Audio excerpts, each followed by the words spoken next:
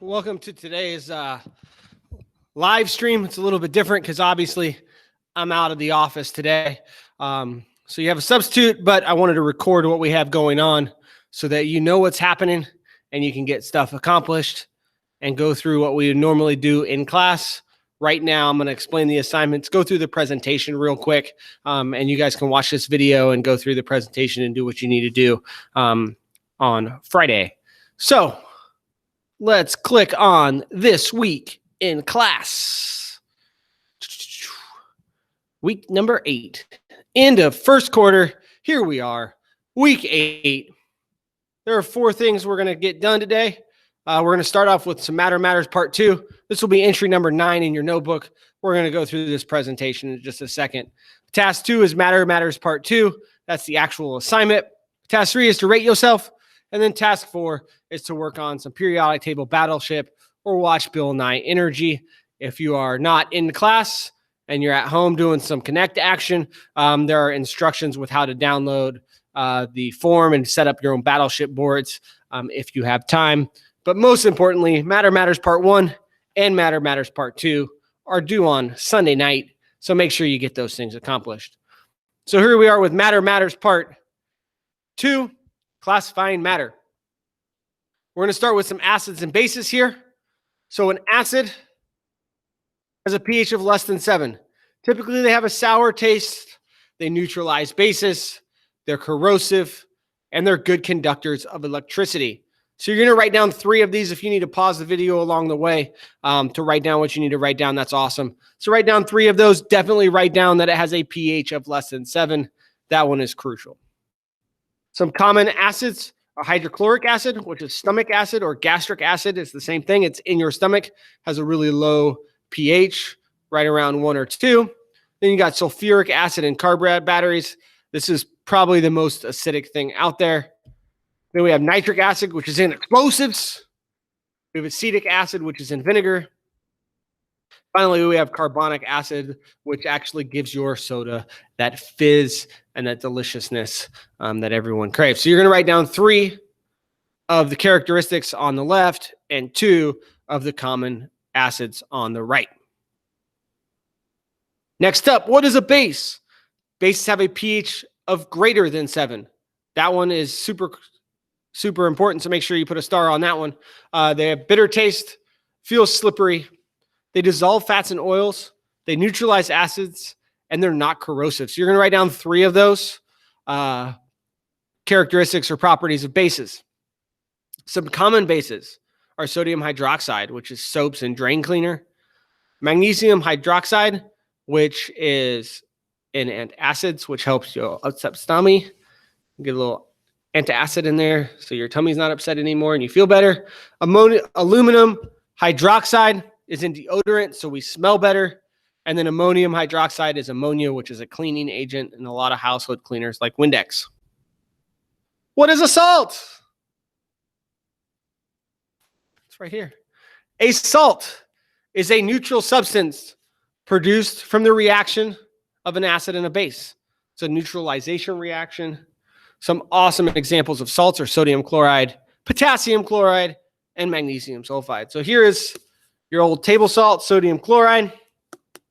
It's good stuff. Makes things taste better. Here we have the pH scale. These are 2 totally different versions. It's a little weird because the one on the left has acids up top and the one on the right has acids on the bottom, but you can see that the numbers are still the same. Lemon juice has a nice, very acidic, right around 2. Water is right around 7. Nice and neutral. Urine is about 6, so slightly on the acidic side. Baking soda has a pH of 8.5 to 9 or so. And then bleach has a pH of about 12.5 to 13. Classifying matter. Here we have our metals. You don't need to write anything down for the metals, non-metals, and metalloids. Just kind of be aware of these properties. So we have physical properties. They're shiny. They're malleable. You can hammer them. They're ductile. We can mold them certain ways. They're dense. They're good conductors, and they have high melting points. The chemical properties are they corrode easily, and they're reactive. And they make up this red section on our periodic table. Then we have the nonmetals like xenon and neon, phosphorus, bromine. Their physical properties are they're dull, brittle, non-ductile, not dense, poor conductors, and have low melting points. And the chemical properties are they do not react easily, and they're very stable. Which is awesome.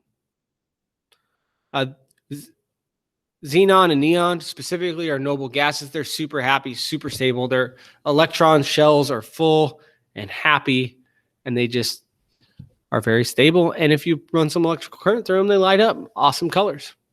So xenon is about like a bluish indigo color, and then neon's kind of that reddish orange. And they make up the blue section on our periodic table.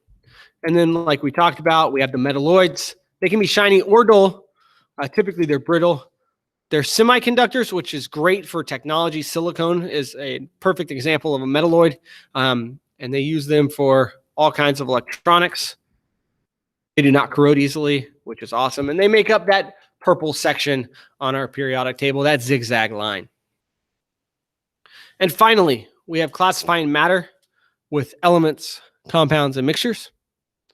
So an element is the pure substance that cannot be separated into simpler substances by physical or chemical means. They contain just one kind of atom. So carbon is an element. Oxygen gas is actually H2, but it's still an element because it still only has one type of atom, in this case, oxygen atoms. And they can be found on the periodic table of elements because they're elements. Compounds are pure substances composed of two or more different elements joined by chemical bonds. They always have the same ratio. They have a chemical formula. And they can only be separated by chemical means. So here we have sodium chloride. It's a compound. Carbon dioxide. CO2 is always CO2. Carbon dioxide is always CO2. The formula is always the same. If you have CO3, that's carbon trioxide. If you have CO, that's carbon monoxide, which is a deadly odorless gas. They make carbon monoxide detectors for those, but carbon dioxide, always the same formula. And they can be separated only by chemical means. Water is another great example of a compound that we use every day. It's right here. It's delicious. It's nutritious and super important for your cells. Mixtures are a combination of two or more pure substances, elements, and or compounds that can be physically combined. They can also be separated physically, and each keeps their own properties. So here we have some trail mix. We can separate the different things in the trail mix. We can separate the good stuff, the M&Ms, from the bad stuff, everything else basically. But that is how you can figure out a mixture, combination of two or more pure substances that are physically combined. Two main types of mixtures. We have homogeneous mixtures like peanut butter, where it's all mixed together, nice, evenly spread out. You don't notice all the different parts, but you could separate them back in. And then heterogeneous mixtures. Pepperoni pizza could be an example of this, where you have different parts like the cheese, the sauce, the bread, and they're not evenly mixed together. You could turn a pepperoni pizza into a homogeneous mixture if you put it in a blender, but that would be super weird, and I definitely would not recommend that. A little bit about solutions. Solubility is the ability to dissolve. A solution would be an example of that would be salt water. In this example, water is the solvent. Salt is the solution, is the solute, I'm sorry. And a saturated solution is when you have the maximum amount of solute, or salt in this case, dissolved. So eventually you could pour salt in water and it would keep dissolving, keep dissolving, keep dissolving, and eventually it would stop dissolving because you've put too much salt in it. When it hits that maximum amount where it stops dissolving, when you add more, that's when your solution is saturated. There is kind of a workaround to this. If we heat our water up in this case and we use sugar instead because salt is not the most appetizing, you can actually heat it up, add some tea, add some extra sugar to your tea and water mix as you're boiling it, bringing it up to a higher temperature. And when it cools back down, you actually have more salt in there or more sugar in there than that than you could normally have. It's called a supersaturated solution. And that's how you make sweet tea, which is super delicious. Not probably the greatest for your teeth, but delicious. So now we're going to end with a couple examples of elements, compounds, and mixtures. In class, we had people explain, tell us what they are, kind of a little back and forth thing. But for this, rocks, element, compound, or mixture. Da-da-da-da-da. The answer is mixture. Copper, element, compound, or mixture. Da-da-da-da-da. The answer is element. Cu 29. It has 29 electrons, 29 protons. And it looks like, if my math is correct, about 35 neutrons. Jelly beans, element, compound, or mixture. Da-da-da-da. Mixture, and the answer is mixture. Sugar. Dun, dun, dun, dun, dun, dun. Compound. B12H22O11. Diamond. Element, carbon. P. It is a mixture. This is a homogeneous mixture because it's all mixed together evenly when you take the bags of tea out. You can't see a bunch of different things. It's a nice, even, homogeneous mixture. Salt. Compound, sodium chloride. Neon gas. Element, neon. Salad, or as other people say, salad. That is a mixture. This is a heterogeneous mixture because you can separate the different parts easily and identify them. Pure water. H2O compound. Aluminium. Element. Lemonade. Mixture. Another homogeneous mixture. And lastly, we have sand, which is a mixture. So that concludes our presentation portion for this. So I'm going to make this smaller and go back to eCampus so we can see what is happening. Now, there we go. So we got a couple more things to do. Now it's kind of time to get your work going. So we're going to work on Matter Matters Part 2. Looking at acid, bases, elements, compounds, and mixtures. So we're going to open that up. On that assignment, you'll notice you can launch the Google's doc for the assignment. There's also a PhET pH simulator, which is kind of cool. I have it there just kind of as an extra tool. If you need it, you do not have to use it for the assignment, but it's there to kind of check things out if you're curious about it. I also have it linked on the assignment. I'm getting ready to share that tab with everybody. So here is your Matter Matters Part 2 assignment. You can see right up here is the link to that simulator as well. So this is kind of weird and confusing. So I'm going to try to explain it as best as possible so you can kind of figure out how it works. So on the left side, we have the clues. In the middle, we have the pH scale. And on the right side, you're going to put the correct pH and what should go in that category. So it's set up that you are going to cut things out of the left side and paste them in the correct location on the right. So an easy one to do together, water has a neutral pH. Right there, we can go through and say, neutral pH is about 7. So what you'll do is you'll take this and you'll go cut. Paste. And boom, we now put water as a neutral pH there. Next, I would probably go to the ones that have numbers.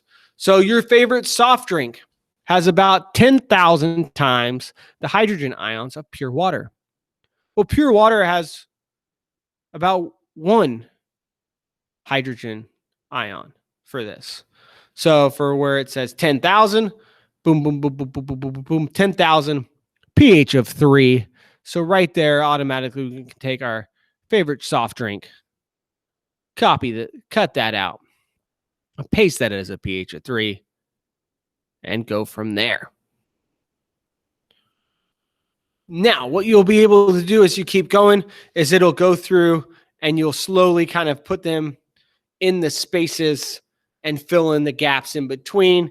It's kind of like one of those weird who 5 people went to the store, what order do they stand in when they checked out, based off of different things like some of those weird math problems are. So once you kind of get some of them started, you'll be able to see that you can fit the other ones in between. So that's where you go. Lemon juice is more acidic than soft drinks. So that would be a lower number because it's more acidic. So that would be 0, 1, or 2. So figuring out where some of these other things fit in. The second strongest acid is found in your stomach. Well, that would be probably a pH of 1 because 0 is the strongest and then 1. So you'll go through and add in and figure out where those things fit based off of that. So that's a little bit of a head start. 7 was water. Soft drinks were 3. And you can figure out how to fill the rest there. Then you're going to tell me what is an acid and its pH range. I would like a sentence for that. What is a base and what is the pH range for that? And then the last one's talking about if you have a stomach ache and you take Tums, you think Tums has a lower or higher pH to make your tummy feel better. Part 2, elements, compounds, and mixtures. This one's pretty straightforward. You're going to define elements, compounds, and mixtures in your own words. And then you're going to tell me 2 examples of each. And finally, part 3, you're going to examine an element. So you're going to choose an element on the periodic table. I would not recommend choosing anything in group 18 or noble gases because one of the parts are looking at different compounds that element's in, and the noble gases are super stable and happy. So they don't really like to be in other compounds. So I would not choose your noble gases on the far right of the periodic table. But anything else, fair game. Element name, atomic number, atomic mass, year discovered, who discovered it is your discoverer, boiling point, melting point. Those are some nice physical properties that you can have. You'll put the picture of the element there. I would like a picture of what it actually looks like, not necessarily like what the periodic table rectangle for that element says, but more of like a picture. If you do gold, a picture of gold, or if you do zirconium, a picture of a piece of zirconium. Google's pretty awesome for that. What are 4 compounds that your element is in? So if you choose oxygen, what are 4 compounds that contain oxygen, and what do they do? Like what do those elements do, or what do those compounds do? Next question: why is your element important to society, nature, etc.? Why is it important in some way? Is it important for human health? Why is that element important? And then the last one: what are 3 physical properties of your element besides boiling point and melting point? It can be color, it can be it's ductile, it can be you can bend it, it's brittle. Those are all different physical properties that you can include. So that is your assignment. pH, elements, compounds, and mixtures, and then examine an element. Real quick, back to do a quick recap on our eCampus page for this week.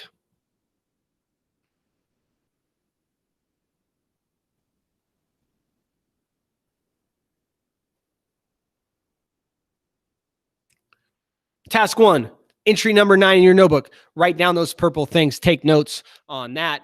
Task 2, work on your Matter Matters Part 2 assignment. Remember, your Matter Matters Part 1 and your Matter Matters Part 2 is due on Sunday night by 11:59. So make sure that gets done. Rate yourself. Do your tracking and AHA connections for Unit 4. Rate yourself for today. And then play some Battleship or watch some Bill Nye Energy. That is all I have for you. Have an awesome Friday. Thank you, Turner. Checking out.